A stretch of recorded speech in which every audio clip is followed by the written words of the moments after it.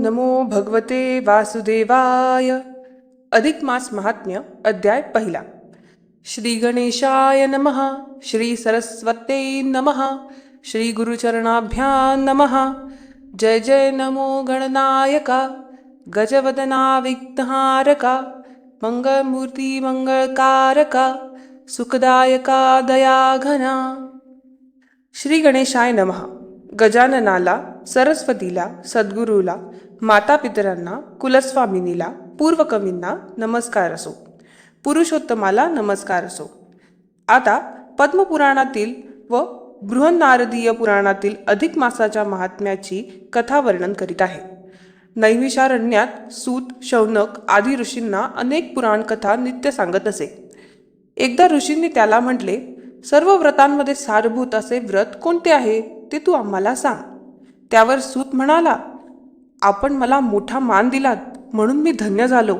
व्यासांकडून मला जे व्रत माहीत झाले आहे ते मी तुम्हाला सांगतो. नारायण ऋषी बद्रिकाश्रमात तपश्चर्या करीत होते. नारद त्यांना भेटण्यासाठी तेथे आला. नारायण ऋषींचे दर्शन घेऊन त्याने त्यांना नमस्कार केला आणि म्हटले, या कलियुगात ज्याचे पाप पुण्य त्यालाच बाधक होते.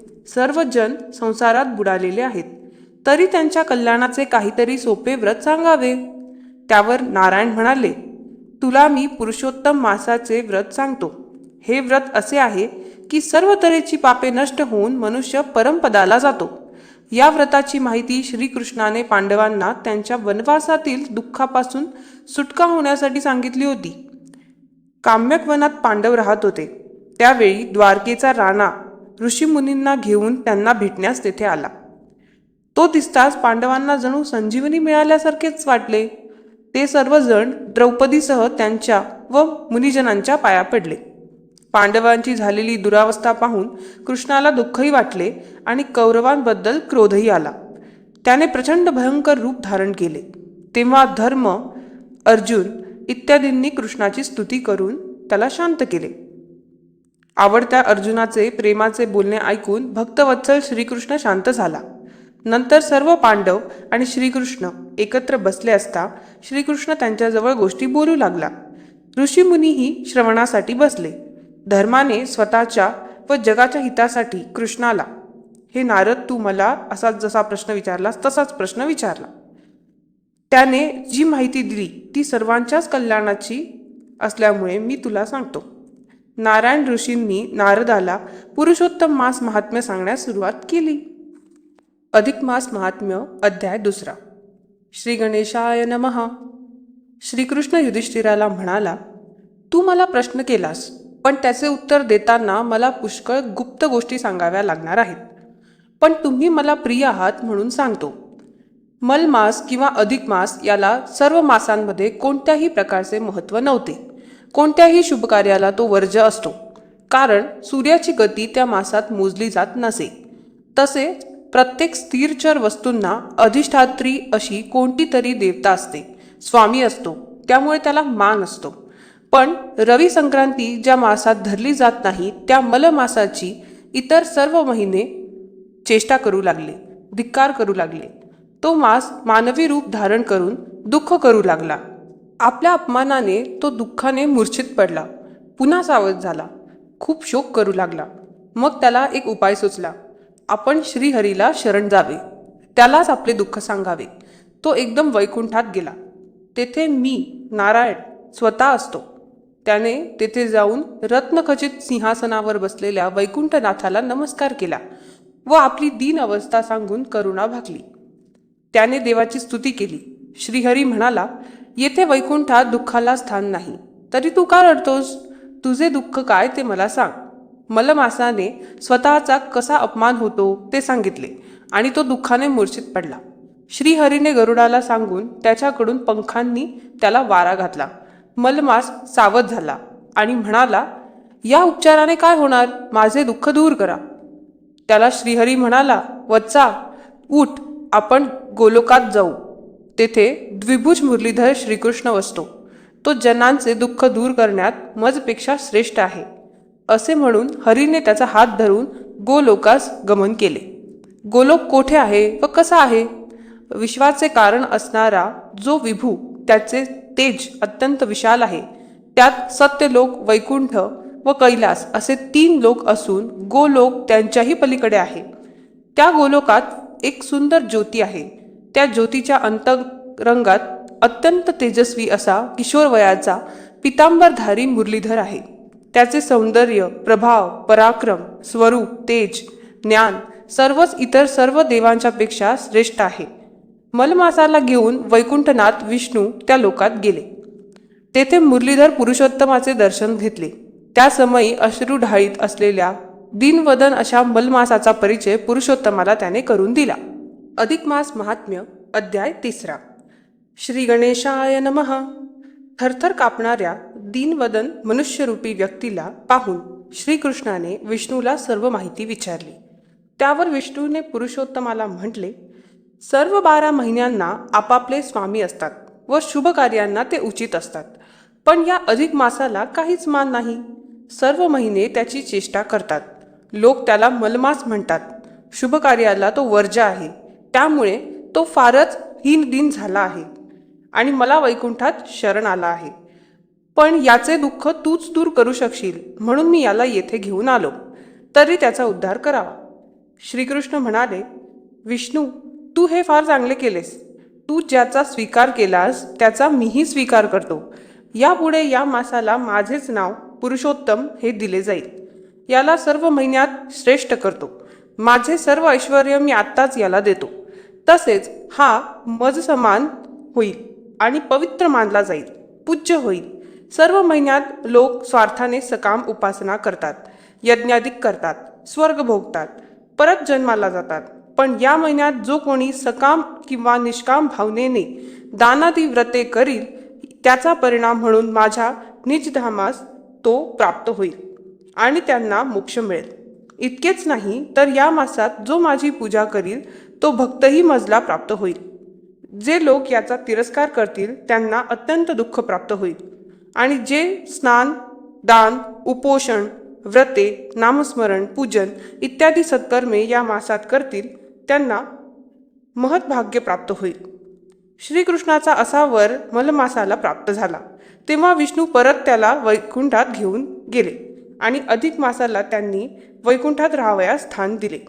असे सांगून श्रीकृष्ण पांडवांना म्हणाला, तुम्ही वनवासात आल्यापासून पुरुषोत्तम मास एकदा दोनदा येऊन गेला, पण तुम्ही दुःखात असल्यामुळे तुम्हाला त्याची आठवण झाली नाही. तुम्ही जर त्या मासात व्रत केले असते तर तुमचे दुःख टळले असते. तसेच द्रौपदीच्या बाबतीत पूर्वजन्मी जी घटना घडली त्यामुळेही तिला दुःख प्राप्त झाले आहे. ते चरित्र मी तुम्हाला सांगतो. असे म्हणून श्रीकृष्णाने पुढे सांगण्यास सुरुवात केली.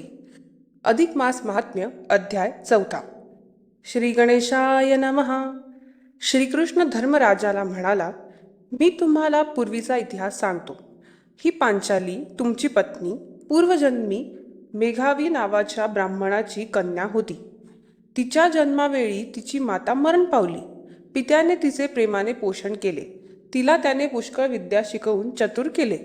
ती वयात आल्यावर इतर स्त्रियांची लग्ने झालेली पाहून आपलेही लग्न व्हावे असे तिला फार वाटू लागले. मेघावी पुष्कळ दिवस वर संशोधनासाठी हिंडला, पण कोठेही जुळले नाही. तो खूप थकला व एके दिवशी अशक्तपणामुळे मूर्छित पडला व मरण पावला. मरताना त्याने विष्णूचे स्मरण केल्यामुळे तो वैकुंठात गेला. मुलीने इकडे खूप विलाप केला. तिचे रडणे ऐकून आसपासचे कित्येक लोक तिची करुणा घेऊन तेथे आले व सर्वांनी मिळून तिचे सांत्वन केले व मेघावीच्या प्रेताचे दहन केले. मुलगी एकटीच राहू लागली. काही दिवसांनी तेथे दुर्वास मुनी आले. धर्मा, ह्या दुर्वासांनीच कुंतीला, तुझ्या मातेला, देवांना आवाहन करण्याचे मंत्र दिले होते. हे फार ज्ञानी व शीघ्रकोपीही आहेत. ते दीर्घायुषी आहेत.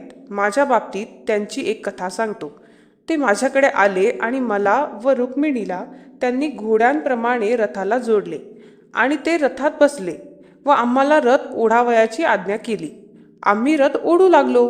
रुक्मिणीला खूप तहान लागली. तेव्हा तिची दया येऊन मी माझ्या पायाने भूमीला दाब दिला व गंगा उत्पन्न केली. रुक्मिणीच्या तोंडामध्ये गंगेची धार पडली. त्याचाच राग दुर्वासांना आला. त्यांनी आम्हाला शाप दिला, माझी मर्यादा राखली नाहीस, पत्नीचे लाड करतोस, तुझ्या व पत्नीचा घोर वियोग होईल. रामावतारात हा शाप भोगावा लागला आहे. हे दुर्वास मुनी त्या कन्येच्या घरी आले. तिने त्यांचा पाहुणचार केला, आपली ओळख सांगितली व त्यांनी म्हटले, मेघावी ऋषी धार्मिक व तू त्यांची कन्या ज्ञानी व व्रतस्थ आहेस. कैलासाहून बद्रिकाश्रमात जाताना तुला भेटून जावे म्हणून आलो. तुझे कल्याण असो. तेव्हा ती कन्या म्हणाली, आपल्या आगमनाने व दर्शनाने माझे हितच होणार यात शंका नाही, पण माझे लग्न होत नाही म्हणून मी फार दुःखात आहे. मला जगावेसे वाटत नाही. माझे दुःख दूर करता येईल का? आपण कृपा कराल का? मला उत्तम वर मिळावा म्हणून मी काय करू? असे बोलून ती उदासपणे स्वस्थ राहिली. अधिक मास महात्म्य अध्याय 5. श्री गणेशाय नमः. त्या विप्रकन्येची विनवणी ऐकून दुर्वास ऋषी म्हणाले, मुली, तुला मी जे व्रत सांगतो ते तू कर, पण कोणाला सांगू नकोस. आता लवकरच या महिन्यापासून 3रा महिना पुरुषोत्तम मास येत आहे. त्यात जर दानादिक कर्मे केली, उपवास केला तर अनेक पापे दूर होतात व इष्ट वर प्राप्ती होते, अंती मोक्ष मिळतो. असे सांगून दुर्वासांनी तिला त्या महिन्यात काय काय करता येईल ते सांगितले. पण त्या विद्वान मुलीने त्यांचे मत ग्राह्य न मानता सूर्य, शंकर, विष्णू, देवी, इतर महिने यांसाठी करावयाची व्रते सुद्धा प्रभावी आहेत आणि अधिक मास तर मलमास म्हणून अनिष्ट मानला जातो असे म्हटले. दुर्वासांना वाईट वाटले, पण पितृहीन अज्ञानी कन्या समजून तिला त्यांनी शाप दिला नाही. एवढे मात्र म्हणणारे की, मुली, तू पुरुषोत्तम मासाची निंदा केलीस, त्या कर्माचा परिणाम मात्र तुला भोगावा लागेल. तिला क्षमा करून दुर्वास मुनी तेथे निघून गेले. शंकराची आराधना करावी असे त्या मुलीने ठरवले. कित्येक वर्षे तप झाल्यावर तिच्या तपाने शंकर प्रसन्न झाले. त्या मुलीला अत्यंत आनंद झाला. शंकराने तिला विचारले, तुला काय हवे? तेव्हा ती उत्साहाच्या भरात पती देही असे 5 वेळा म्हणाली. शंकर म्हणाले, अरे अरे, 5 वेळा कशाला म्हटलेस? तुला 5 पती मिळतील. तू पुरुषोत्तम मासाची निंदा केलीस, त्यामुळे तुला दुःख भोगावे लागेल. तुला पुढील जन्मी 5 पती मिळतील, तरी तुला मोठी पतिव्रता म्हणून मान मिळेल. काळजी करू नकोस. असे म्हणून शंकर अंतर्धान पावले. ती कन्या पुष्कळ दिवस जिवंत राहिली व कालांतराने मरण पावली. द्रुपद राजाने जो यज्ञ केला त्या यज्ञातून तीच कन्या प्रकट झाली. असे म्हणून श्रीकृष्ण म्हणाला, मला प्रिय असणाऱ्या पुरुषोत्तम मासाची हिने निंदा केल्यामुळे दुःशासनाकडून हिची विटंबना होणार होती, पण ती मला बंधू मानते व माझी भक्ती करते म्हणून मी तिला वाचवले. येत्या पुरुषोत्तम मासात तुम्ही व्रताचरण करा, म्हणजे तुमचे दुःख लवकर दूर होईल. असे सांगून व पांडवांचे सांत्वन करून श्रीकृष्ण द्वारकेला परत गेला व पांडवांनी नंतर वनवासात पुरुषोत्तम मास आला असता स्नानदानादी व्रते केली आणि यथाकाल शत्रूंना जिंकून आपले राज्यपद परत मिळवले. नारायण नारदाला म्हणाले, सूर्यवंशात दृढधन्वा नावाचा राजा होता. त्याने पुरुषोत्तम मासाची सेवा केली व गोलोकास गेला. त्याची कथाही बोधप्रद आहे, ती ऐक. अधिक मास महात्म्य अध्याय 6. श्री गणेशाय नमः. नारायण मुनी म्हणाले, नारदा, दृढधन्वा राजाची कथा ऐक. पूर्वी हैहय देशाचा चित्रधर्मा नावाचा राजा होता. त्याला दृढधन्वा नावाचा पुत्र होता. दृढधन्वा सर्व विद्यात पारंगत, शूर व सदाचारणी होता. तो मोठा झाला तोपर्यंत चित्रधर्मा राजाला विरक्ती उत्पन्न झाली व तो पुलह ऋषींच्या आश्रमात तपश्चर्येला निघून गेला. तेथे कालांतराने तो मरण पावला. दृढधन्वा राजाने त्याचे उत्तर कार्य केले आणि पुष्करावर्त नावाच्या नगरात तो राज्य करू लागला. गुणसुंदरी ही त्याची पत्नी. त्या दाम्पत्याला 4 पुत्र झाले. चित्रवाक, चित्रवाह, मणिमान आणि चित्रकुंडल अशी त्यांची नावे होती. राजा सर्वगुणी व सुखसंपन्न होता. तो एकदा मृगयेसाठी अरण्यात गेला असता एका घायाळ हरणाच्या मागे एकटाच गेला. तो थकला तेव्हा एका तळ्याच्या काठी घोड्यावरून उतरून वटवृक्षाच्या बुंध्याशी जरा विश्रांती घेत पहुडला.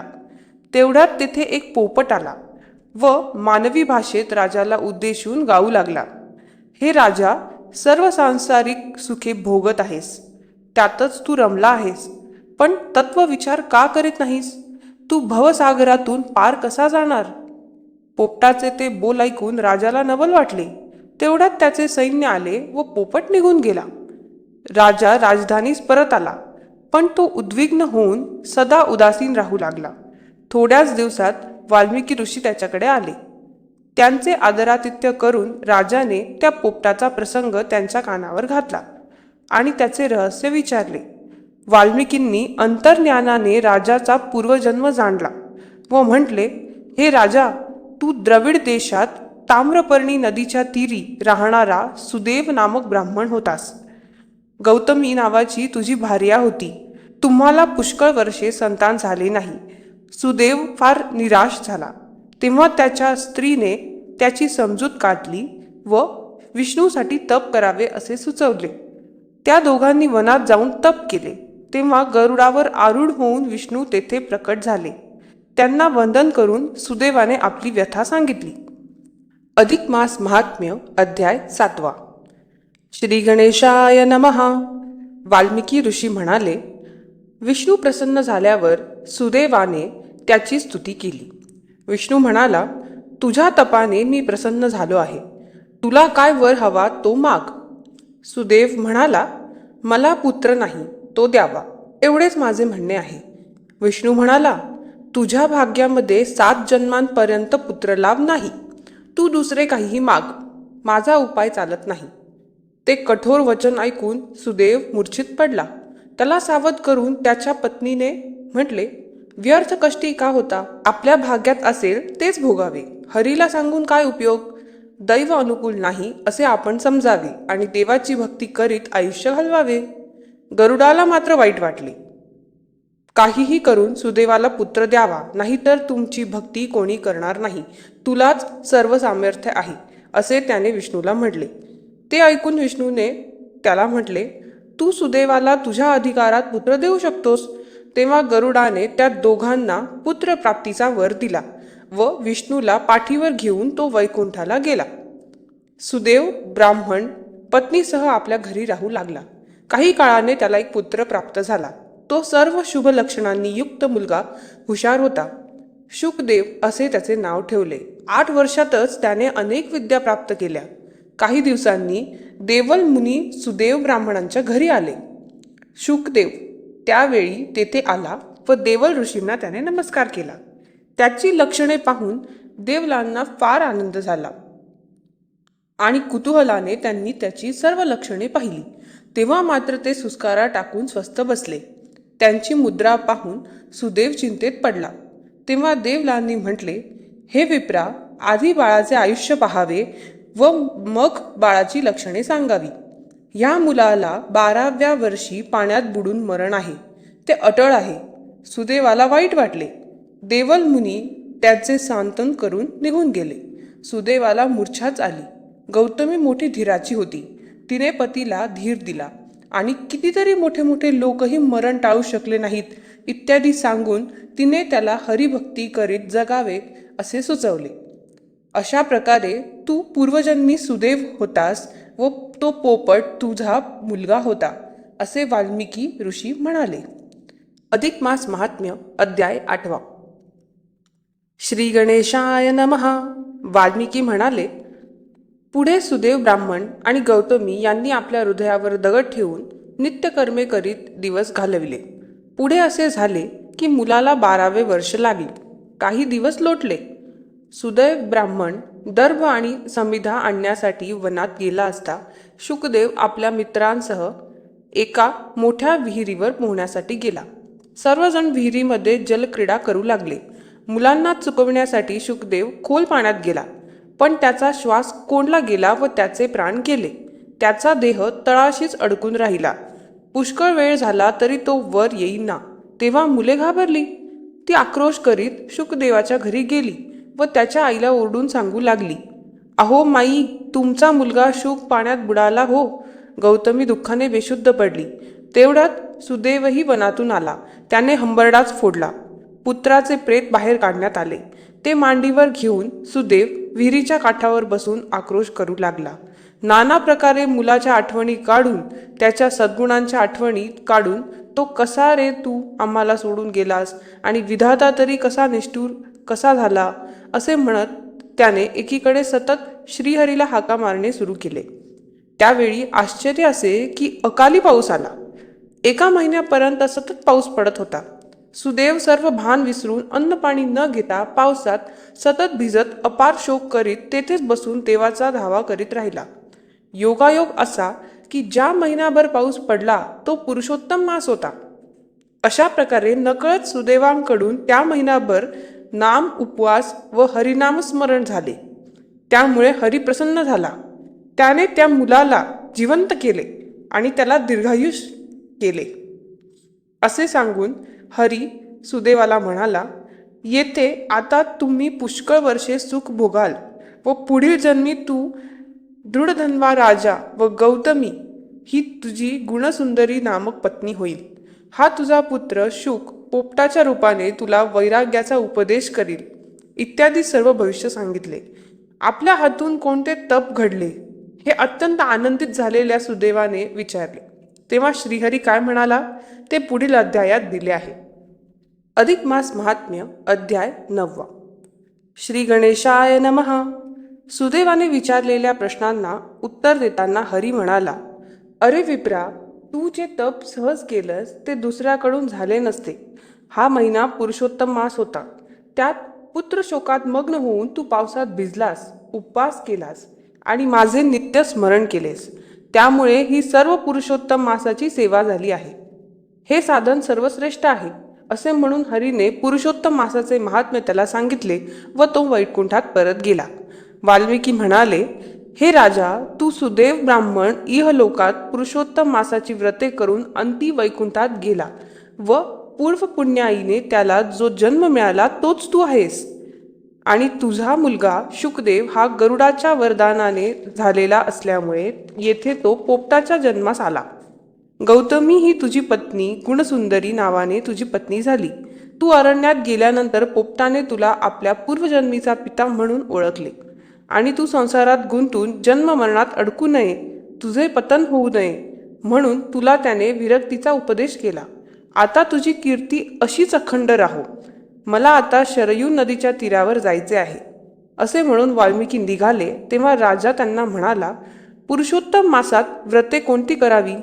तेव्हा वाल्मिकी म्हणाले, हाच प्रश्न लक्ष्मीने विष्णूला विचारला होता.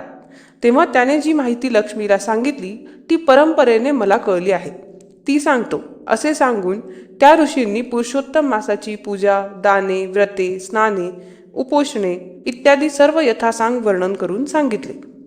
तसेच 7 श्लोक कसे म्हणावयाचे तेही सांगितले. अधिक मास महात्म्य अध्याय 10. श्री गणेशाय नमः.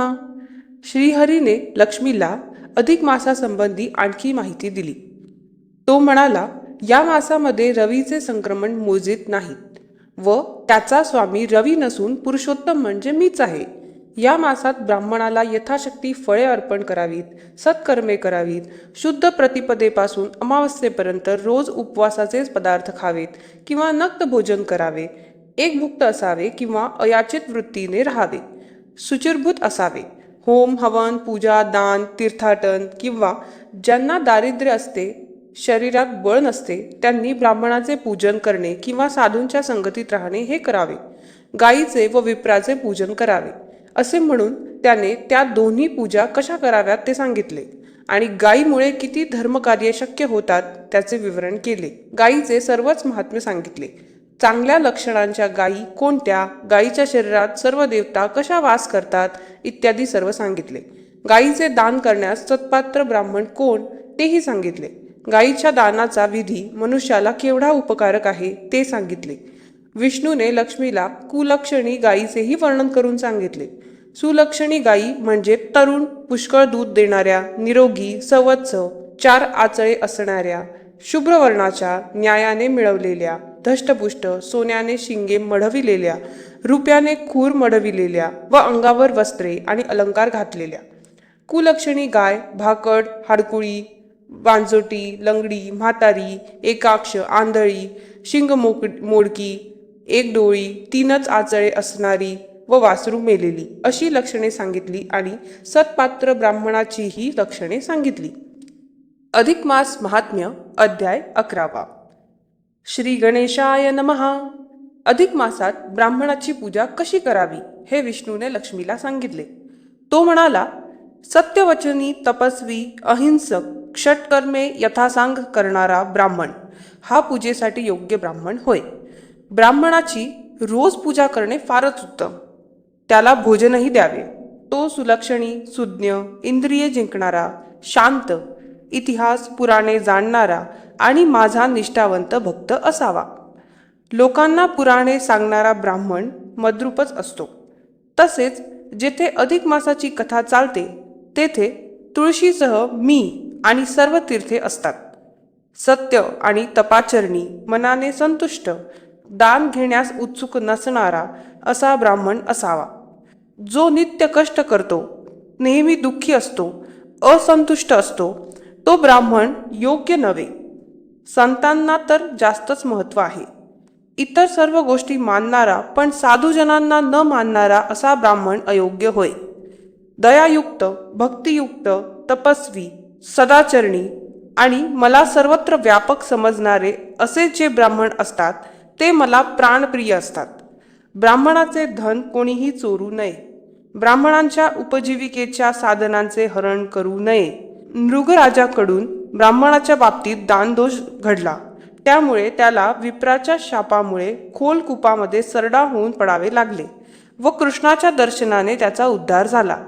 ही सर्व कथा विष्णूने लक्ष्मीला सांगितली आणि विप्रांचा प्रताप कसा असतो ते सांगून तो म्हणाला, अधिक मासात विशेषतः सत्पात्र ब्राह्मणाची पूजा करावी.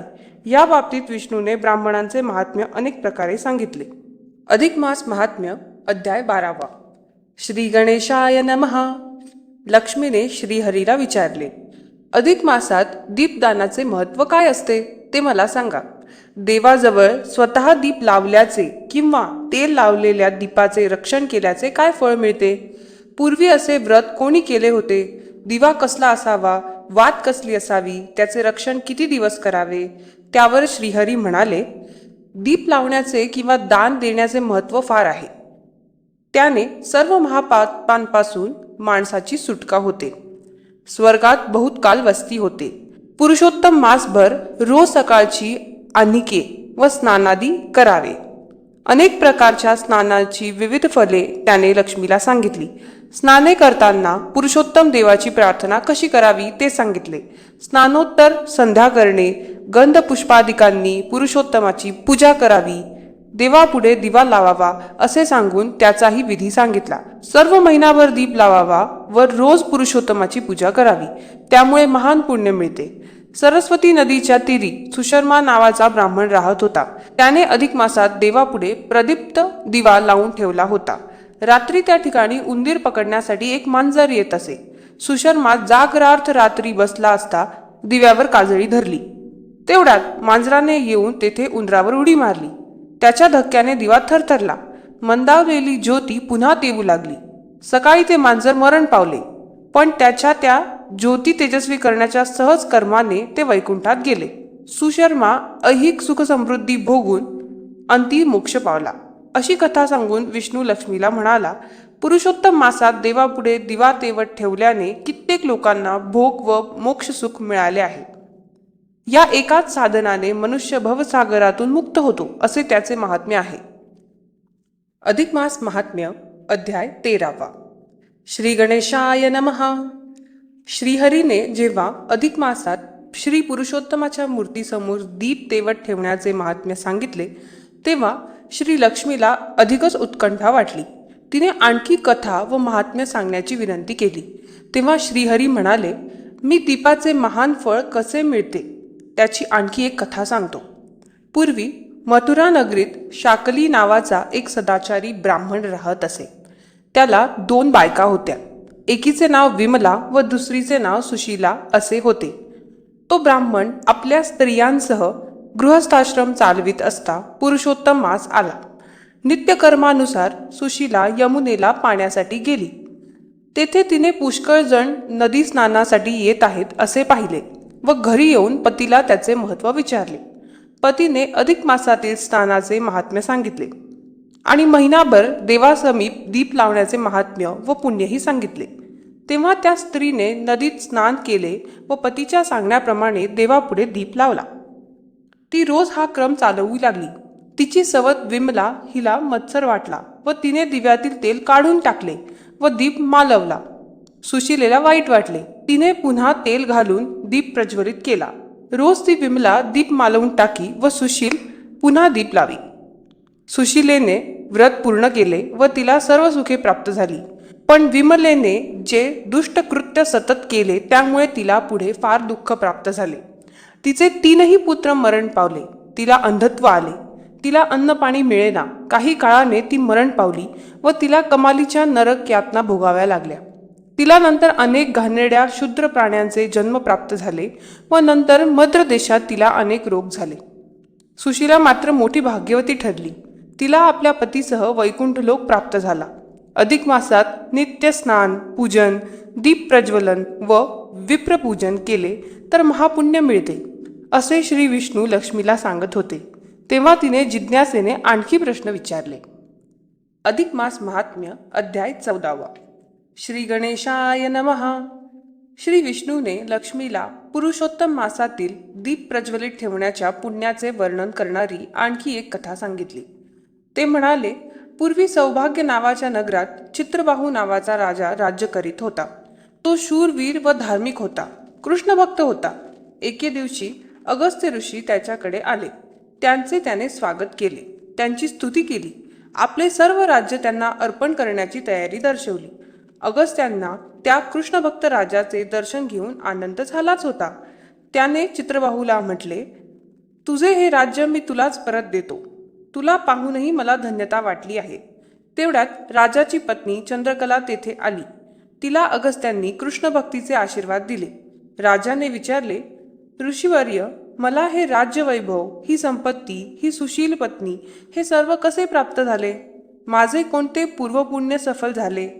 मुनी म्हणाले, मला तुझा पूर्वजन्म पाहिला पाहिजे. त्यांनी तात्काळ समाधी लावली. तेव्हा त्यांना असे दिसले की चित्रबाहू राजा पूर्वी मणिग्रीव नावाचा शूद्र होता. त्यांना जे दिसले ते त्यांनी राजाला सांगण्यास सुरुवात केली. ते म्हणाले, चमत्कार नावाच्या शहरात तू मणिग्रीव नावाचा एक शूद्र होतास. तू अत्यंत दुराचारी होतास. तू सर्व प्रकारची पापे करीत होतास. चंद्रकला ही तुझी पत्नी त्यावेळी तुझीच सुंदरी नामक पत्नी होती. आपल्या पतीचे वर्तन दुष्ट असूनही ती पतिव्रता धर्माने त्याच्याबरोबर राहत होती. त्याचे अनेक गुन्हे झाले म्हणून त्याच्या जातभाईंनी त्याला हाकलून दिले. बृहद्बल राजाने त्याची सर्व मालमत्ता जप्त करून त्याला अरण्यात घालवून दिले. त्याची पत्नीही त्याच्याबरोबर गेली. पुष्कळ दिवस लोटले. मणिग्रीव प्राण्यांना मारून आपले पोट भरत असे.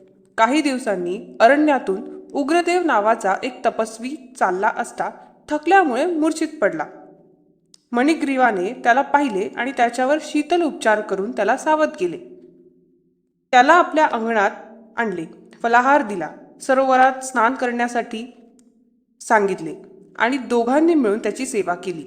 मणिग्रीवाने त्याची वास्तपुस्त घेतली आणि त्याने विचारल्यावरून स्वतःची माहिती सांगितली. तहानभुकीची शांती झाल्यामुळे व विश्रांती मिळाल्यामुळे उग्रदेव प्रसन्न झाला. आपण यात्रेला चाललो असता रस्ता चुकून अरण्यात आलो आणि अतिश्रमाने व तहानभुकेने व्याकुळ होऊन बेशुद्ध झालो. तुम्ही मला जीवदान दिलेत असे म्हणून उग्रदेव त्यांना म्हणाला, तुमची या अरण्यातील वस्ती कशामुळे? तुम्ही नगरात का राहत नाही? मला तुमचे काही भले करता आले तर करीन. असे त्याने विचारल्यावर मणिग्रीवाला आनंद झाला आणि दैवयोगाने आपल्याला हा विप्र भेटला. त्याच्या कृपेने आपली स्थिती सुधारली तर बरे असा विचार करून मणिग्रीव आपली पूर्वकथा सांगू लागला. अधिक मास महात्म्य अध्याय 15. श्री गणेशाय नमः. मणिग्रीव आपल्या पत्नीसह उग्रदेवासमोर बसला आणि म्हणाला, चमत्कार नावाचे नगर येथून जवळच आहे. तेथे मी राहत होतो. तेथे मी श्रीमंत असून उदार आणि परोपकारी होतो. पण दैवयोगाने माझी बुद्धी फिरली. मी अनाचार, स्वैराचार, दुराचार करू लागलो. सर्व व्यसने केली. कित्येक स्त्रिया भ्रष्ट केल्या. कित्येकांना लुबाडले. कित्येक खून केले, मला लोकांनी वाईट टाकले, राजाने मला दंड केला, सर्व संपत्ती जप्त केली आणि नगराच्या बाहेर हाकलून दिले. ही माझी धर्मपत्नी सर्व त्रास सहन करून माझ्याबरोबर राहिली. मी फार पापी आहे, मी फार दुःख भोगीत आहे. तुम्ही माझवर दया करा, माझे दारिद्र्य दूर होईल व माझी सद्बुद्धी पुन्हा मला प्राप्त होईल, यासाठी काहीतरी उपाय सांगा. उग्रदेव म्हणाला, तू एवढा पापी असूनही मला वेळीच उपचार करून जीवदान दिलेस, ही तुझी सद्बुद्धीच होय.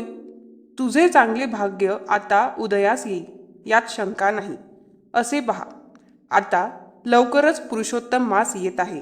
त्या मासामध्ये काही व्रते केली तर फार मोठे पुण्य मिळते, इहपर लोकी सुख मिळते व वैकुंठ प्राप्तीही होते, असे साक्षात भगवंताने वचन दिले आहे. तुम्ही त्या महिन्यात भगवान श्रीकृष्णाच्या मूर्तीपुढे रोज अखंड दीप लावावा. तो तिळाच्या तेलाने, तुपाने किंवा उंडीच्या तेलाने प्रदीप्त करावा. तू स्त्रीसह येथील सरोवरात रोज देवाचे नामस्मरण करून स्नान कर. पुरुषोत्तम देवाची पूजा कर आणि नैवेद्य दाखवून दिवा सतत तेवत ठेव. तुम्हाला वेदांचा अधिकार नाही, पण सर्व उपासनांपेक्षा अधिक मासातील हे व्रत जास्त प्रभावी आहे. तुमची सर्व मनोरथे पूर्ण होतील. असे सांगून उग्रदेवाने व्रताची सगळी माहिती नीट सांगितली आणि तो म्हणाला, तुम्ही माझी सेवा केली त्यामुळे प्रसन्न होऊन मी तुम्हाला हा उपाय सांगितला. आता मी प्रयाग क्षेत्रास जातो. असे म्हणून मणिग्रीव आणि त्यांची पत्नी यांचा निरोप घेऊन तो उग्रदेव तीर्थयात्रेस गेला. जेव्हा 2 महिन्यांनी पुरुषोत्तम मास आला तेव्हा त्या मणिग्रीवाने अत्यंत भक्तिभावाने स्नान, देवपूजा, दीप लावणे इत्यादी सर्व रोज केले. त्यामुळे त्यांच्या मनातील मल नाहीसा होऊन शुद्ध बुद्धी झाली, मन शांत झाले, हिंसक स्वभाव नाहीसा झाला. अगस्ती मुनी म्हणाले, हे चित्रबाहो, तूच तो मणिग्रीव होतास आणि चंद्रकला ही तुझी पत्नी होती. तुम्ही पूर्वजन्मी अधिक मासाचे व्रत केल्यामुळे तुम्हाला हे सर्व वैभव प्राप्त झाले आहे. विशेषतः रोज देवासमोर दीप लावल्याचा हा प्रभाव आहे. अगस्त्य ऋषी राजाचा निरोप घेऊन निघून गेले. चित्रबाहूने आपले आयुष्य सदाचारात घालविले आणि मृत्यूनंतर त्यांना सायुज्य मुक्ती मिळाली. अधिक मास महात्म्य अध्याय 16. श्री गणेशाय नमः. लक्ष्मीने विष्णूला आणखी एक प्रश्न केला. स्वामी, अधिक मासात काही लोकांना स्नान करणे सुद्धा शक्य नसते, मग त्यांना स्नानादी कर्माचेही फळ आपोआप मिळेल असे कोणते व्रत करावे? त्या उपासनेने त्यांना सायुज्य मुक्ती मिळेल का? विष्णू म्हणाले, उत्तम प्रश्न केलास. अशा लोकांनी हरिनामाचा जप करावा. कृष्ण कृष्ण कृष्ण असे सतत नाम घेत अधिक मास घालवावा. हरिकीर्तनामुळे मनुष्याचे पितरही उद्वरून जातात आणि तो स्वतःही तरून जातो. जे भगवद्गीता म्हणतात, माझी भक्ती करतात, ते सर्व पापांपासून मुक्त होतात. वेद, इतिहास, पुराणे, शास्त्रे यांचे ज्ञान झाले, चंद्रायनादी व्रते केली, तीर्थयात्रा केल्या, देवळे बांधली, कितीही मोठी दाने दिली आणि कृष्णाची भक्ती केली नाही तर सर्व व्यर्थ आहे. कलियुगात हाच धर्म सर्वश्रेष्ठ आहे. सर्व दुष्टपणा, नाना प्रकारची पापे जाऊन मनुष्य मोक्षास जातो. लक्ष्मीने विचारले, आणखी एखादे अद्भुत फलदायी व्रत करण्यासारखे आहे का? त्यावर विष्णू म्हणाले, अन्नदान हे नामस्मरणासारखेच महत्त्वाचे दान आहे. अन्नदान श्रेष्ठ असते. अन्नाने लोकांचे प्राण वाचतात. अन्नामध्येच सर्व बळ असते. अधिक मासात तर अन्नदानाचे आणि उपवासाचे महत्त्व फार आहे. योग्य मनुष्याला उत्तम अन्नदान करावे, त्याची क्षुधा भागवावी आणि स्वतः महिनाभर उपवास करावा किंवा 1 पंधरवडा उपवास करावा. 6 रात्री 3 रात्री किंवा एका आड 1 दिवस उपवास करावा. धारणे पाळणे पद्धतीचा उपवास करावा, त्याने मोठे भाग्य मिळते. विष्णूने एक कथा सांगितली. नर्मदेच्या तीरी महिष्मतीमध्ये तापसी नावाची एक ब्राह्मणी राहत असे. ती अधिक मासात नेहमी उपवास करायची. तिची मैत्रीण शूद्र होती. तिला कोड आले होते. तिने हिला विनंती केली की तुझ्या पुण्याईचा थोडा अंश मला अर्पण केलास तर माझा रोग जाईल. तापसीने आपल्या एका दिवसाच्या उपवासाचे पुण्यफळ तिला दिले. ती सखी तात्काळ दिव्य देह धारण करून स्वर्गात गेली. तेथून काशी येथे ती सुंदर देवतेच्या रूपात राहिली. चंद्रेश्वरी असे तिचे नाव आणि लोक तिच्या दर्शनाला नित्य जात असतात. अधिक मास महात्म्य अध्याय 17. श्री गणेशाय नमः. लक्ष्मीने विचारले, सर्व पापांचा क्षय ज्या व्रताने होईल असे कोणते व्रत अधिक मासात करावे ते कृपा करून मला सांगावे. तेव्हा विष्णूने तिला महिनाभर मौनाने एका वेळेचं जेवण करावं असे व्रत सांगितले. जे उपवासाने फळ मिळते तेच मौनयुक्त जेवणाने मिळते. अधिक मासात जेवताना मौन पाळावे याचाच उपयोग नारदाला पूर्वजन्मी झाला होता. तो दासीपुत्र होता.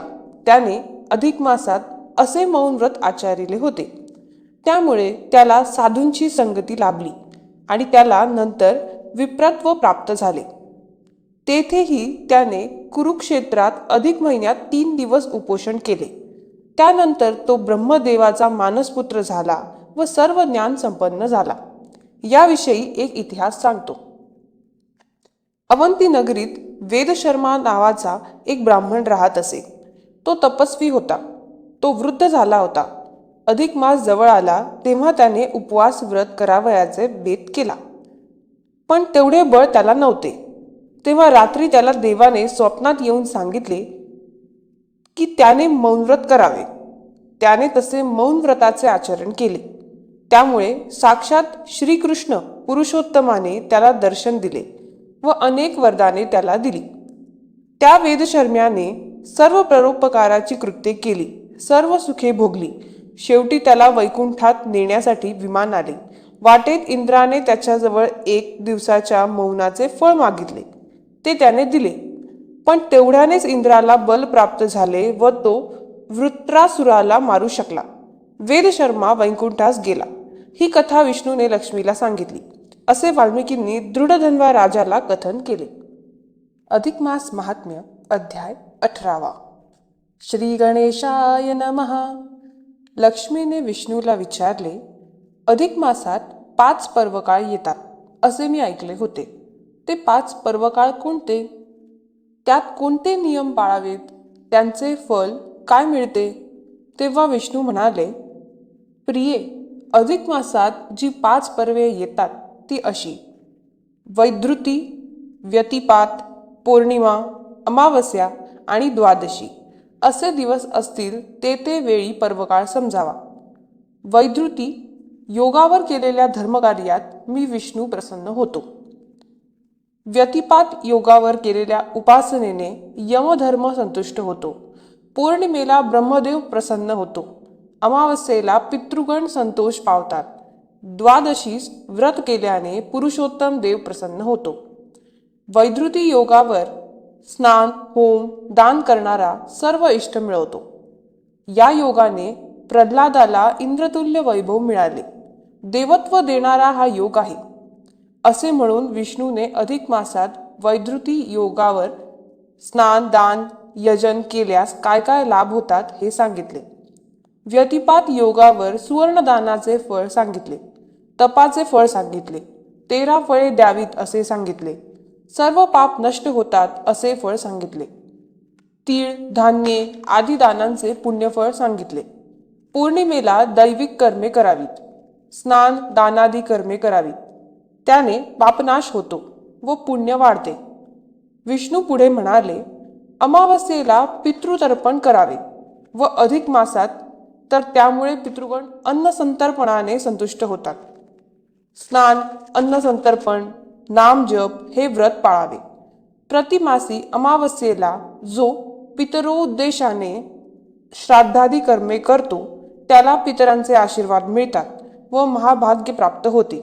आणि अधिक मासाच्या अमावस्येला केलेला कोणताही उपवास, श्राद्ध, जप, दान आदी उपासनेने तर शतगुणित लाभ होतो. विष्णूने लक्ष्मीला नंतर अधिक मासातील द्वादशीच्या व्रताचे फळ सांगितले. ते पुढील अध्यायात दिले आहे. अधिक मास महात्म्य अध्याय 19. श्री गणेशाय नमः. विष्णूने 4 पर्वांचा महिमा सांगितला व नंतर द्वादशीच्या व्रताचे महात्म्य लक्ष्मीला सांगितले. एकादशीला उपवास करावा, द्वादशीस आवळीच्या झाडाच्या बुंद्याशी पितरांना पिंडदान द्यावे. त्याने अनेक तीर्थयात्रांचे पुण्य मिळते. विप्राला अन्न द्यावे, पारणा करून जल अर्पण करावे, पितृतर्पण करावे. त्या तिथीला शेतीचे काम करू नये, वाहनाने प्रवास करू नये, भूमीचे दान करावे, उत्तम वस्त्रदान करावे, कपिला गायीचे दान करावे, विद्यादान करावे. ही गोष्ट नेहमीच्या द्वादशीची.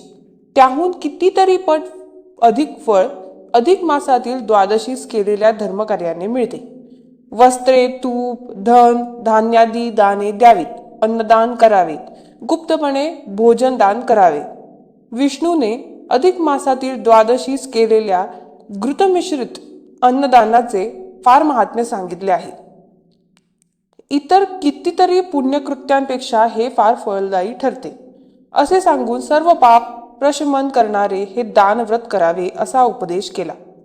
विप्राला भोजनोत्तर त्रयोदशगुणी तांबूल आदी देण्याचेही महात्म्य सांगितले. हा विष्णू लक्ष्मी संवाद वाल्मिकी ऋषी दृढधन्वा राजाला सांगत होते. अधिक मास महात्म्य अध्याय 20. श्री गणेशाय नमः. पंचपर्वाचे महात्म्य विष्णूने लक्ष्मीला सांगितले. त्यानंतर लक्ष्मी म्हणाली, आपण आतापर्यंत मला 5ही पर्वकाळी दाने देण्याचे महात्म्य उत्तम प्रकारे सांगितले, पण माझे अजूनही समाधान झालेले नाही. आणखी ऐकत राहावे असे वाटते. पुन्हा मला पुरुषोत्तम मासाची महती सांगावी अशी मी प्रार्थना करते. तेव्हा विष्णू सांगू लागले, व्यतिपात, पौर्णिमा आणि द्वादशी यातील कोणत्याही दिवशी विशेष दान कोणते द्यावे हे तुला सांगतो. 33 अनारसे तुपामध्ये तळून काढावे, त्यावर वस्त्र घालावे, त्यांची पूजा करावी. तसेच ज्या ब्राह्मणाला ते दान द्यावयाचे त्याची 16 उपचारांनी पूजा करावी आणि भोजन दक्षिणा इत्यादींसह ते 33 अनारसे त्याला दान द्यावेत. कला काष्टा दिरुपेण असे 7 श्लोक म्हणून पुरुषोत्तमाची पूजा करावी. अधिक मासात तुळशीची पूजा करावी, त्याने सर्व पापे नष्ट होतात. अनारशाचे दान तर सर्वश्रेष्ठच आहे. द्वादशीच्या व्रताचे महात्म्य किती आहे त्यासंबंधी एक कथा आहे, ती ऐक. कुबेराची स्मितविलासिनी नामक एक प्रिय अप्सरा होती. ती क्रीडेसाठी पृथ्वीवर आली, कुरुक्षेत्रात उतरली. सुगंधी पुष्पांची एक माळ तिने गुंफली. त्यावेळी तिच्या मनात आले, ही माळ योग्य पुरुषाच्या गळ्यात घालावी व त्याच्याकडून आपली वासना पूर्ण करून घ्यावी. पुष्कळ वेळ तिला कोणी भेटले नाही. तिला दुर्वास ऋषी दिसले. तिने अविचाराने त्यांनाच माळ घातली, पण ते रागावले. तू पिशाचिनी होशील असा शाप त्यांनी तिला दिला. ती रडू लागली, दया करा म्हणू लागली. तेव्हा दुर्वासांनी तिला उशाप दिला, तू 4 युगे समुद्र तीरावरील कुमारी क्षेत्रात पिशाच योनीत राहशील. त्यानंतर तेथे एक तापसी येईल. त्या स्त्रीच्या दर्शनाने तुझ्या मनात चांगली बुद्धी उत्पन्न होईल. तू तिच्या पाया पडशील, ती तुला अधिक मास व्रताचे पुण्य देईल. तेव्हाच तुझी पिशाच योनीतून मुक्तता होईल. दुर्वास निघून गेले. तत्काळ ती अप्सरा पिशाच योनीत गेली. अनेक युगे तिने दुःख भोगले. पुढे कुमारी क्षेत्रात एका महातपस्विनी स्त्रीला ती भेटली. तिला भक्षण करण्यासाठी ही धावली. तोच तिला पूर्वस्मृती आली व ती त्या तपस्विनीच्या पाया पडली आणि उद्धार करण्याची विनंती करू लागली. त्या तपस्विनीने एका अधिक मास व्रताचे पुण्य तिला दिले. तेव्हा ती पुन्हा अप्सरा झाली. असे सांगून विष्णू म्हणाले, अधिक मासाचे असे महात्म्य आहे. अधिक मास महात्म्य अध्याय 21. श्री गणेशाय नमः. विष्णूला लक्ष्मीने पुन्हा विचारले, अधिक मासात कोणती स्नाने केल्यास काय फळ मिळते ते मला सांगा. विष्णू म्हणाले, अधिक मासात जो नित्य स्नान करतो त्याची पापे नष्ट होतात. सूर्योदयाच्या वेळी विधियुक्त स्नान करावे. 12 महिने रोज स्नान केल्याचे पुण्य त्याला मिळते. गंगेत प्रयाग तीर्थावर अधिक मासात स्नान करावे. सरस्वती नदीच्या पाण्यात स्नान करावे, ते महापुण्यकारक आहे. ग्रहण समयी अनेक गायी दाने केल्याने जे पुण्य मिळते तेच पुण्य अधिक मासात नदीच्या शुद्ध पाण्यात स्नान केल्याने मिळते. सहस्रावधी ब्राह्मण भोजन केल्याने जे पुण्य लागते तेच अधिक मासात एकदा स्नान केल्याने मिळते. विष्णूने अनेक पुण्यकारक व्रतांपेक्षा अधिक मास स्नानाचे पुण्य जास्त आहे असे सांगितले व लक्ष्मीने अधिक मासातील त्रिदिवसीय स्नानाचे महात्म्य त्याला विचारले. तेव्हा विष्णू म्हणाले, याविषयी एक कथा आहे, तीच मी तुम्हाला सांगतो. गोदावरी नदीच्या तीरावर पैठण नामक एक पुण्यक्षेत्र आहे. तेथे धर्मशर्मा नावाचा एक सदाचरणी विप्र राहत होता. तो विद्वान व भक्तिकर्मी होता. कालगतीने जेव्हा अधिक मास प्राप्त झाला तेव्हा त्याच्या मनात आले, या महिन्यात रोज विधीपूर्वक स्नान करावे, पण मला ते शक्य नाही. तेव्हा मी महिन्याच्या शेवटी 3 दिवस यथासांग स्नान करीत. मनात आल्याप्रमाणे ठरवून अधिक मासाच्या अंती 3 दिवस तो गोदावरी नदीत स्नान करण्यासाठी गेला. स्नानानंतर त्याने पाण्याने कमंडलू भरून घेतला व तो आपल्या घराकडे परत चालला असता वाटेत त्याला एक प्रेतात्मा भेटला. त्याने त्याची दयनीय अवस्था पाहिली. त्याचे कल्याण करावे असे धर्मशर्माच्या मनात आले. त्या प्रेतात्म्याचे रूप फार भयंकर होते, पण धर्मशर्मा खरोखर धीराचा होता. त्याने त्या प्रेतात्म्याला त्याचे पूर्वकर्म विचारले.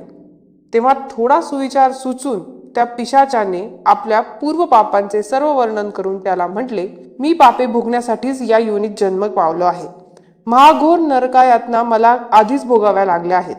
त्यावेळी धर्मशर्म्याने त्याला आश्वासन दिले व आपल्या कमंडलूतील पाणी हातात घेऊन आपल्या त्रिदिवसीय स्नानाचे पुण्य त्या प्रेतात्म्याच्या उद्धारार्थ त्याच्या हातावर घातले. तो प्रेतात्मा त्या भयंकर योनीतून तत्काळ मुक्त झाला. त्याचा देह दिव्य झाला. त्याला स्वर्गात नेण्यासाठी उत्तम विमान आले. त्या विमानातून त्याच्या स्वागतासाठी अनेक अप्सरा आल्या होत्या. अशा प्रकारे अधिक मासात 3 दिवस पवित्र जलात स्नान केल्याचे पुण्य दिल्याने पिशाचाला मुक्ती मिळाली व त्याचा उद्धार झाला असे विष्णूने सांगितले. अधिक मास महात्म्य अध्याय 22. श्री गणेशाय नमः. विष्णूंना लक्ष्मीने आणखी स्नान महात्म्य सांगण्याविषयी प्रार्थना केली. तेव्हा विष्णू आनंदाने म्हणाले, इंदिरे, अधिक मासातील स्नानाचे महत्त्व किती सांगू. त्यांच्याविषयी काही कथाच तुला सांगतो. मारवाड देशात गोकर्ण पर्वताजवळ शिवपुरी नामक एका नगरीतील ही कथा आहे. ते नगर शंकराचे आवडते होते. नगरवासी जनधर्मशील होते. वेदघोष करणारे होते. भजने, पुराणे, प्रवचने, गीत गायन आदी धर्मकार्ये तेथे सतत चालत होती. त्या नगरात विप्रदास नावाचा एक शूद्र आपल्या स्त्रीसह राहत होता. ते दाम्पत्य सेवाव्रती व धर्मशील होते. गोकर्ण पर्वताच्या पायथ्याला सारणेश्वर नावाचे शिवलिंग होते.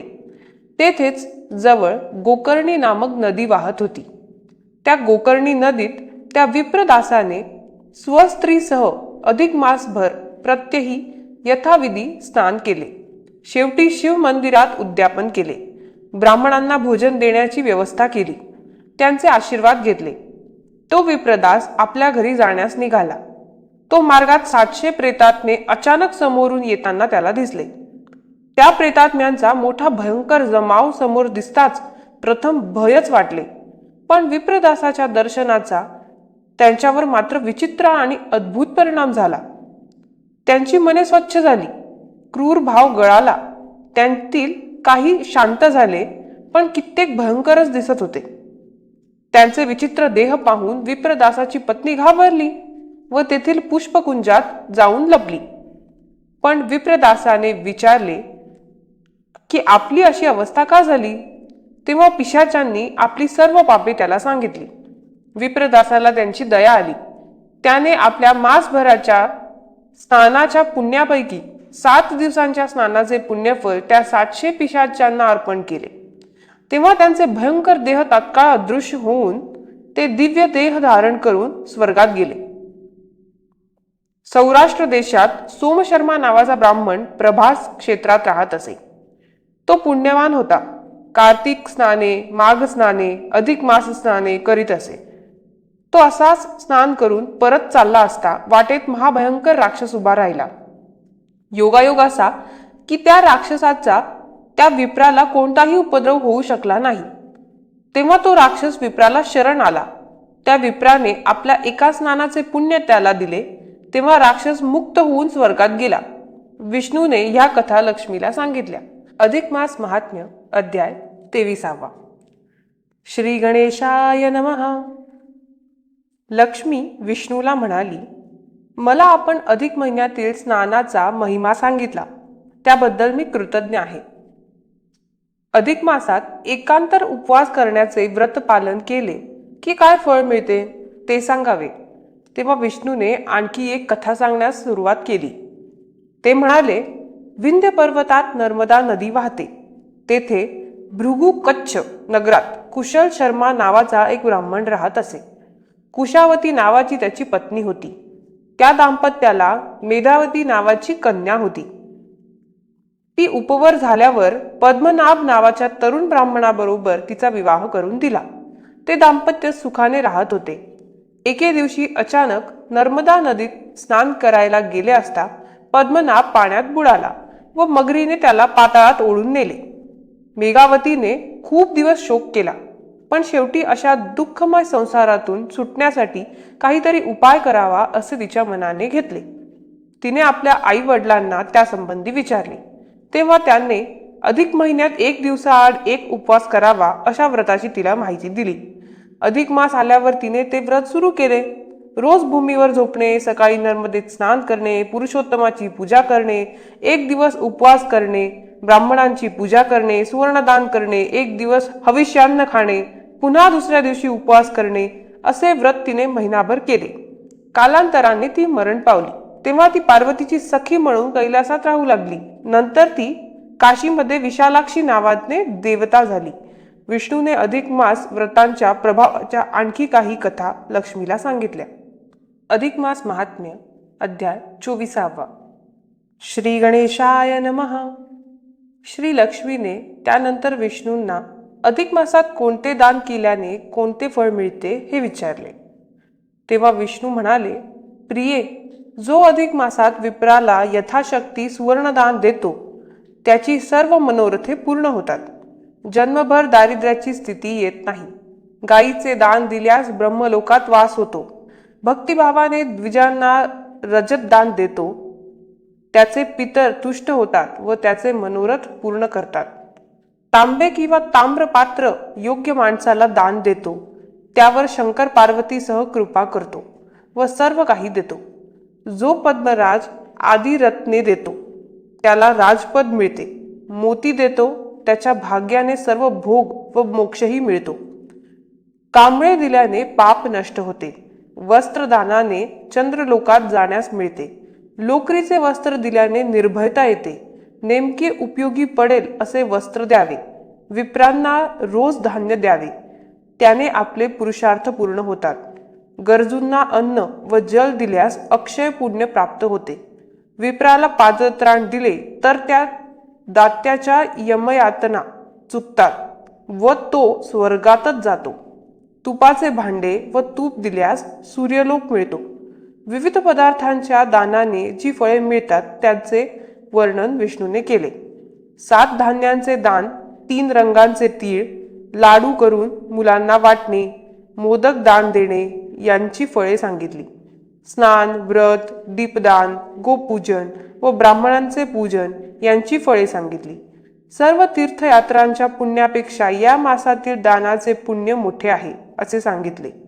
पार्वतीला तिची आई मेना हिने एकदा विचारले की, हे कन्ये, तू माझीच मुलगी, पण तुझ्या नावाने सारी व्रते आहेत.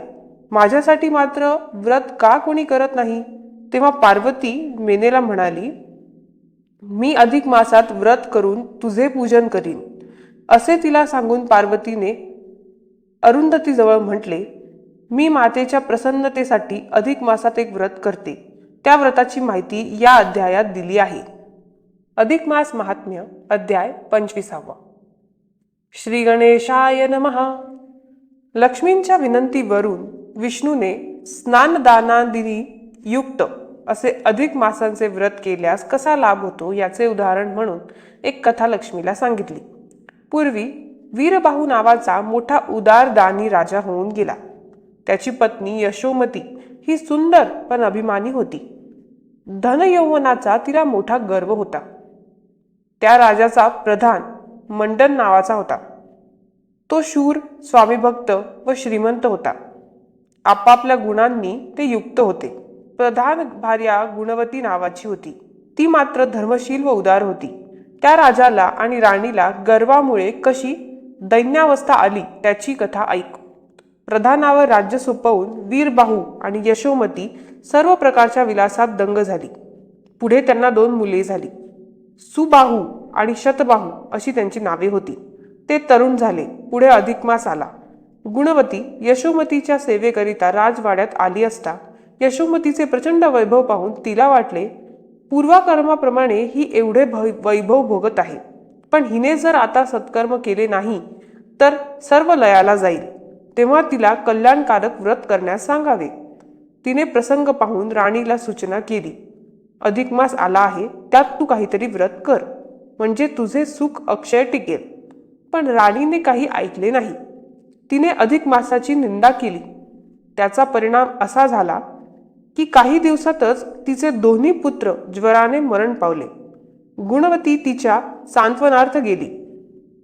तेव्हा त्या दोघीही रडू लागल्या. त्यावेळी राणीने गुणवतीकडे पाहिले. तो तिचा चेहरा तेजस्वी आणि भांगामध्ये शेंदूर घातलेला होता. तिने अलंकार धारण केले होते. वस्त्र उत्तम होते. ते पाहून राणी तिच्यावर भडकली आणि तिला घालून दिले. गुणवती घरी गेली. तिला खूप वाईट वाटले. राजाला कळले. प्रधानालाही कळले. प्रधानाने आपल्या पत्नीला प्रत्यक्ष पाहिले. तो तिचे मुख संपूर्ण शृंगारलेले होते. पुत्र शोकाने आम्ही व्याप्त असताना प्रधानाची बायको नटते याचा राग येऊन राजाने त्या दाम्पत्याला बंदीत टाकले. त्यावेळी दोघांनी श्रीकृष्णाचा धावा घेतला. राजा राणीच्या स्वप्नात जाऊन श्रीकृष्णाने त्यांना सांगितले, गुणवतीने पूर्वी अधिक मास व्रत केले आहे, त्यामुळे तिला या जन्मात अक्षय असे मुखालंकार, काजळ, कुंकू, सिंदूर, तांबूल, वेणी इत्यादी सर्व प्राप्त झाले आहे. ते निघू शकत नाही. त्यांना बंदीतून काढा. राणीने अधिक मासाची निंदा केली म्हणूनच तुमचे पुत्र मेले. राजा राणी जागे झाल्यावर त्यांना वाईट वाटले. गुणवतीला मुक्त करून त्या दोघांनी तिच्या मुखावरील सर्व शृंगार पुसून काढण्याचा प्रयत्न केला, पण तो अजिबात निघाला नाही. तेव्हा दोघांना खूप लाज वाटली. त्यांनी गुणवतीची क्षमा मागितली. अधिक मास व्रताचे महात्म्य लोकांना प्रत्यक्ष कळून आले. अधिक मास महात्म्य अध्याय 26. श्री गणेशाय नमः. श्री विष्णू लक्ष्मीला म्हणाले, प्रिये, मी तुला अधिक मास व्रतांचे उद्यापन कसे करावे ते सांगतो, नीट ऐक. सबंध महिनाभर राधेसहित पुरुषोत्तमाची पूजा रोज करावयाची असते.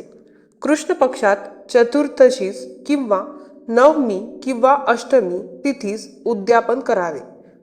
नित्याप्रमाणे स्नानोत्तर शुचिरभूतपणे पूजाविधी करावा. तो असा की त्या दिवशी श्रीकृष्णाच्या पूजेचा कलश मध्ये ठेवून भोवती 4 दिशांना 4 कलश स्थापन करून संकर्षण, वासुदेव, प्रद्युम्न व अनिरुद्ध या 4 व्यूहमूर्ती त्यांमध्ये स्थापून सर्वांची पूजा करावयाची असते. तसेच शक्तीप्रमाणे 30 मेहुणे किंवा 7 किंवा 5 मेहुणे बोलावून त्यांना भोजन व दाने देऊन सन्मान करावयाचा असतो. कार्यक्रमासाठी मोठा मंडप घालावा. एक मुख्य ब्राह्मण आचार्य ठरवून 4 मूर्तींसाठी जप करण्यास व हवन करण्यास 4 वेगळे विद्वान ब्राह्मण बोलवावे. असे म्हणून विष्णूने लक्ष्मीला सर्व पूजाविधी समजावून सांगितला. तो म्हणाला, या पूजेसाठी सर्वतो भद्रमंडल 5 धान्यांनी काढावयाचे असते. पूजा संपूर्ण झाल्यावर सर्व ब्राह्मणांना भोजन आणि दाने द्यावी. वस्त्रे, भूषणे, गायी, शय्या, छत्र, तिळाची, तुपाची भांडी, पाण्याची भांडी, हरिणाजीन, रेशमी वस्त्र, कापसाची वस्त्रे, सोने, चांदी, रत्ने, भक्ष्यभोज्य, धान्य द्यावे. भागवत पुराणाचे पुस्तक, फुले, फळे, वेदांचे ग्रंथ आणि प्रत्येक दाम्पत्याला 33 अनारसे घातलेला एक डबा दान द्यावा. डबा मोठा असावा. दाम्पत्यांना राधाकृष्ण समजून अत्यंत रुचकर व अनेक पक्वान्नांचे भोजन द्यावे. स्वस्तपणे जेवणाची विनंती करावी. जेवल्यानंतर उत्तम विडे, दक्षिणा सर्वांना द्याव्या. स्त्रियांना 2 वस्त्रे, सौभाग्यवाहिनी द्यावी, हळदीकुंकू द्यावे, सर्व दाम्पत्यांना सीमेपर्यंत पोहोचविण्यास जावे, आचार्यांचा व इतर पुरोहितांचा आवश्यक तो सन्मान करून संतुष्ट करावे.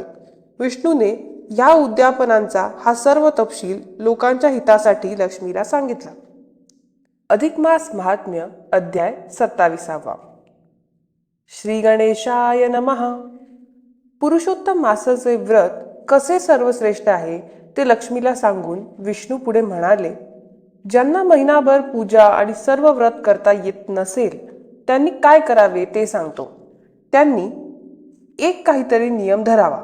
स्नान, दान, जप, तर्पण, पुराण श्रवण, देवपूजा, तेलाचा त्याग, भूमिशयन, पत्रावळीवर जेवण, अनरसे दान करणे, एकच धान्य खाणे, नखे वाढविणे, केस वाढू देणे, देवापुढे सतत दिवा लावणे, दाम्पत्य भोजन, अनवाणी चालणे, एक धान्य वर्ज करणे, आवळीच्या झाडाखाली स्नान करणे, फलत्याग, मीठ वर्ज करणे, तीळ, धान्य, तांबूल, सोने, रूपे दान देणे, भागवत ऐकणे, उपोषण करणे, काही न मागता मिळेल ते खाणे, नक्त भोजन, धारणा पाळणा, एक वेळ जेवण, केवळ हविष्य अन्न खाणे, तुलसी पूजा, कृष्णाचे नाम घेणे, शाळीग्रामाची पूजा करणे, पूजा न केलेल्या मूर्तीचे पूजन करणे, सामिष धान्य त्यागणे, अशुद्ध अन्न टाकणे, परद्रोह, परनिंदा न करणे, सदाचार करणे, अशुद्ध लोकांशी न बोलणे, सज्जनांची निंदा न करणे, तृष्ट पडलेले अन्न न खाणे, स्त्रिया, गायी, महंत, व्रतस्थ, देवदेवता, राजा, ब्राह्मण, वेद यांची निंदा न करणे, अशा प्रकारे विविध नियम विष्णूने सांगितले व त्या नियमांचे मासांती विसर्जन कशा प्रकारे करावे ती सर्व माहिती लक्ष्मीला सांगितली. अधिक मास महात्म्य अध्याय 28. श्री गणेशाय नमः. विष्णूने लक्ष्मीला आणखी एक कथा सांगितली. सोमवंशाचा राजा सुमती साऱ्या जगात प्रसिद्ध होता. तो शूर, भक्तिमान, दाता, प्रजापालक होता. सुष्टुमती ही त्याची पत्नी होती. दोघांना त्यांच्या पूर्वजन्माचे स्मरण होते. एकदा अंगिरस ऋषी त्यांच्याकडे आले. राजाने त्यांचे आदराने स्वागत केले व काही सेवा सांगावी म्हणून विनंती केली. ऋषींनी त्याला धन्यवाद दिले व त्याला प्रचंड वैभव कोणत्या सत्कर्माने प्राप्त झाले असा प्रश्न विचारला. राजा म्हणाला, मुनिवर्य, मी पूर्वजन्मात वीर नावाचा वैश्य होतो. मी चोऱ्या करी, वेश्यागमन करी, ब्राह्मणांची, गायींची हत्या करी. त्या पापांमुळे माझी सर्व संपत्ती गेली. मी अरण्यात गेलो, वाटमाऱ्या करू लागलो. एकदा भूक तहानेने व्याकुळ होऊन मी एका जागी बसलो. तेथे एक तलाव व विष्णूचे मंदिर होते. मी तलावाचे पाणी पिऊन तृप्त झालो. माझी पत्नी सुष्टुमती त्यावेळी कोलिना नावाने माझी भार्याच होती. तिलाही तिच्या माहेरी आश्रय मिळाला नाही. तीही गाव सोडून त्या रानात शिरली व योगायोगाने तेथेच आली. मला तिची दुरावस्था पाहून फार वाईट वाटले. मी तिला फळे आणून दिली, पाणी दिले. ती फार थकली होती, कृश झाली होती. तिने माझा कुमार्ग जाणला. मी रानातही हिंसाकर्म करतो हे पाहून तिने मला या मार्गापासून परावृत्त करण्याचा प्रयत्न केला. तिने सन्मार्गाचा व विष्णूच्या भक्तीचा उपदेश मला केला. मी त्यावेळी आलेला अधिक मास जाणून मासभर भक्तिभावे व्रत केले. त्यात माझी स्त्रीही सहभागी झाली. पापाचरण सोडले. त्या व्रताच्या योगाने आम्हाला या जन्मी मोठे वैभव प्राप्त झाले आहे. अंगिरस मुनींना राजाने असे आपले पूर्व पुण्य सांगितले. विष्णू लक्ष्मीला म्हणाले. त्यानंतर अंगिरस मुनींच्या सांगण्यावरून राजाने त्या जन्मातही अधिक मासाचे व्रत चालू ठेवले व मरणोत्तर तो गोलोकात गेला. वाल्मिकींनी या कथा दृढधन्वा राजा व गुणसुंदरी यांना सांगितल्या व राजाने केलेला पाहुणचार स्वीकारून ते तेथून निघून गेले. दृढधन्वा राजा मग संसाराचे असारत्व ओळखून पत्नीसह तपश्चर्येसाठी वनात गेला. श्री गणेशाय नमः. नारायण मुनी नारदाला अधिक मासाचे महत्त्व सांगत होते. त्यात अनेक कथा त्यांनी सांगितल्या. ते पुढे म्हणाले, राजा गुणसुंदरीसह वनात गेला. तेथे त्याने अधिक मास प्राप्त होताच श्री पुरुषोत्तमाच्या प्रित्यर्थ फार कडक व्रताचरण केले. त्यामुळे त्या दोघांना स्वर्गात नेण्यासाठी दिव्य विमान तिथे आले. त्यात पुण्यशील व सुशील या नावाचे विष्णुदूत होते. अनेक अप्सरा होत्या. स्वर्गीय गायन चालले होते. राजा राणी त्या विमानात बसून गोलोकास गेले. नारदा एका वानराकडून पुरुषोत्तम मासात नकळत स्नान व उपवास घडला. त्या योगाने तोही उद्धरून गेला. त्याची कथा ऐक, तू नवल करशील. मानव योनीतच नव्हे तर मार्कट योनीतही या व्रताचे वैकुंठात गती मिळते हे विशेष आहे. केरळ देशात एक चिक्कू धनलोभी ब्राह्मण राहत होता. पैशाचा अत्यंत लोभी. एक कवडीही कोणाला देत नसे. पैसा कसा मिळेल व मी तो कसा साठवून ठेवीन याचीच चिंता करायचा. गलिच्छ राहायचा. भिक्षा मागायचा. भिकारी समजून लोक त्याला जे द्यायचे ते जमवून ठेवायचा. लोकांना फसवायचा. सत्कर्म एकही करायचा नाही. एका माळ्याने आपले मळे सांभाळण्याचे काम त्याला दिले. तेथेही तो फलादिमाल चोरून विकी. मालकाला फसवी. तो कद्रू 87 वर्ष जगून अचानक मेला. तेव्हा यमदूतांनी त्याला यमाकडे नेले. जाता जाता त्याला त्यांनी फार मारले. यमाने चित्रगुप्ताला त्या ब्राह्मणांचे पापपुण्य विचारले. त्या ब्राह्मणाला त्या वेळेपर्यंत फारच पश्चाताप वाटू लागला होता. अधिक मास महात्म्य अध्याय 30. श्री गणेशाय नमः. नारायण ऋषी नारदाला सांगू लागले. नारदा, चित्रगुप्ताने यमाला त्या कद्रूची गतजन्मातील सर्व पापे सांगितली. यम क्रुद्ध झाला. त्याने त्या जीवात्म्याला पिशाच योनीत चिरकाल दुःखे भोगण्याची व नंतर वानर म्हणून जन्म घेऊन हालात दिवस कंठण्याची शिक्षा दिली. दूतांनी त्याला लगेच घोर यातनामय अशा प्रेतयोनीत ढकलले.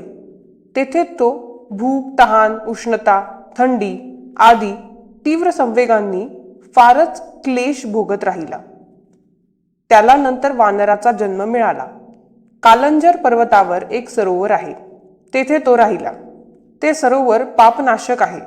दैत्यांच्या भयाने पूर्वी देवांनी तेथे आश्रय घेतला होता. तेथे मृगतीर्थ नामक कुंड आहे. तो वानर तेथे राहू लागला.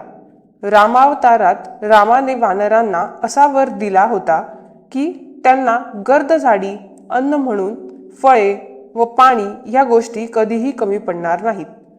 त्या वरामुळेच त्या वानररूपी कद्रू विप्राला तेथे राहावयास मिळाले. केरळ देशात असताना त्या ब्राह्मणाने चित्रकुंडल नावाच्या एका धनिक व्यापाराच्या घरी चाललेले अधिक मासाचे व्रत पाहिले होते व दक्षिणा मिळण्याच्या आशेने वाहवा करून त्या व्रताची खूप प्रशंसा केली होती. पुरुषोत्तमाची पूजा पाहिली होती. देवाला वंदन केले होते. त्याचे एवढेच पुण्य झाले होते. तेवढ्याने त्याला वनराई, फळे, पाणी आदी सुख मिळून त्याचा वानर जन्म थोडा तरी सुसह्य झाला. पण त्याच्या तोंडात व्रण झालेले असल्यामुळे त्याला फळे खाता येईनात. त्यातच तो दुबळा झाला. एका झाडावरून दुसऱ्या झाडावर उडी मारताना तो खाली पडला. त्याचे दात पडले. अंग ठेचाळले. तेवढ्यात योगायोगाने अधिक मास आला. तेव्हा घटना अशी घडली की पाणी पिण्यासाठी तो मृगतीर्थाशी गेला. पण त्यात त्याला उतरता येईना. मग तो कसाबसा झाडावर चढला. तेथून तो खाली पडला. तो त्या कुंडात. तो त्यात थोडेसे पाणी असलेल्या कुंडात पडलेलाच राहिला. त्याला 4 दिवस स्नान घडले. उपास तर महिनाभर पडला. 5व्या दिवशी तो कासावीस होऊन मरण पावला.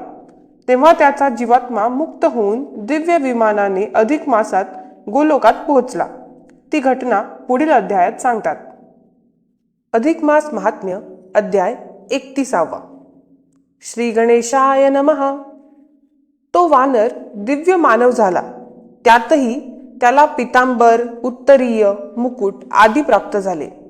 देवशूल, सुशील व पुण्यशील हे त्याला विमानात आरूढ होण्यासाठी आदराने विनंती करू लागले. तो थक्क झाला. आपली एवढी पापे असूनही ही गती कशी मिळाली याचे त्याला आश्चर्य वाटले. तेव्हा दूतांनी त्याला सांगितले की तू पुरुषोत्तम मासात उपाशी राहिलास, पाण्यात पडून राहिल्याने स्नान घडले आणि पश्चातापाने शुद्ध झालास. मागच्या जन्मात तू पुरुषोत्तमाची पूजा पाहिलीस, वंदन केलेस, अधिक मास व्रताची प्रशंसा केलीस.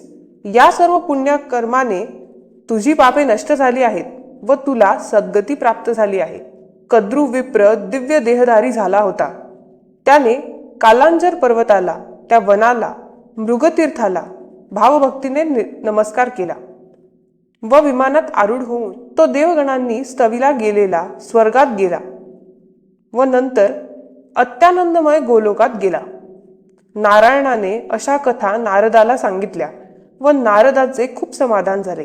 तो पुरुषोत्तमाचे स्मरण करीत सत्य लोकाप्रत गेला. नैमिषारण्यात सूत हे शौनकादिकांना याप्रमाणे कथा सांगत होते.